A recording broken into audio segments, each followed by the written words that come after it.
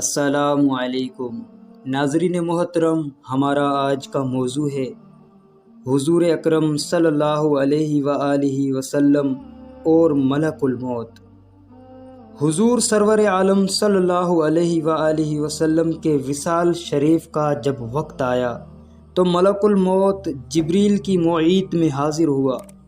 جبریل امین نے عرض کیا، یا رسول اللہ، یہ ملک الموت آیا ہے اور آپ کی اجازت طلب کرتا ہے۔ حضور، اس نے آج تک کبھی نہ کسی سے اجازت لی اور نہ آپ کے بعد کسی سے اجازت لے گا۔ حضور اگر اجازت دیں تو یہ اپنا کام کرے۔ حضور نے فرمایا، ملک الموت کو آگے آنے دو۔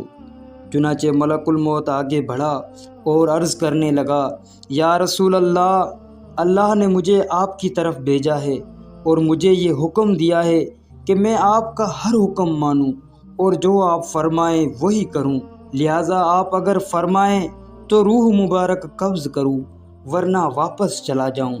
جبریل نے عرض کیا، حضور، خداوند کریم آپ کے وصال کو چاہتا ہے۔ حضور نے فرمایا، اے ملک الموت، تمہیں جان لینے کی اجازت ہے۔ جبریل بولے، حضور، اب جب کہ آپ تشریف لیے جا رہے ہیں تو پھر زمین پر میرا یہ آخری پھیرا ہے، اس لیے کہ میرا مقصود تو آپ ہی تھے۔ اس کے بعد ملک الموت قبض روح انور کے شرف سے مشرف ہوا۔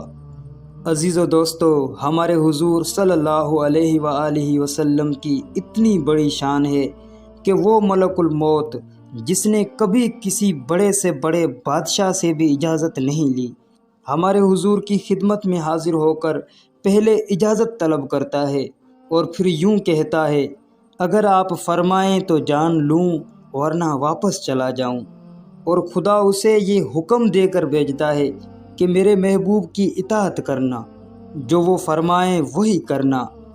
باوجود اس کے جو گستاخ حضور کو اپنی مثل کہتے ہیں، کس قدر گمراہ ہیں، کیا کبھی ان سے بھی ملک الموت نے اجازت لی ہے؟ اللہ تعالیٰ ایسے گمراہ لوگوں سے ہماری حفاظت فرمائے اور ہمیں حضور کی سچی غلامی نصیب فرمائے۔ دوستو، اگر چینل پر نئے ہیں تو چینل کو سبسکرائب کر دیں اور گھنٹی کے بٹن کو بھی دبا دیں تاکہ آنے والی ویڈیو آپ تک وقت پر پہنچ سکے۔ فرقان علی کو دیں اجازت، اللہ نگہبان۔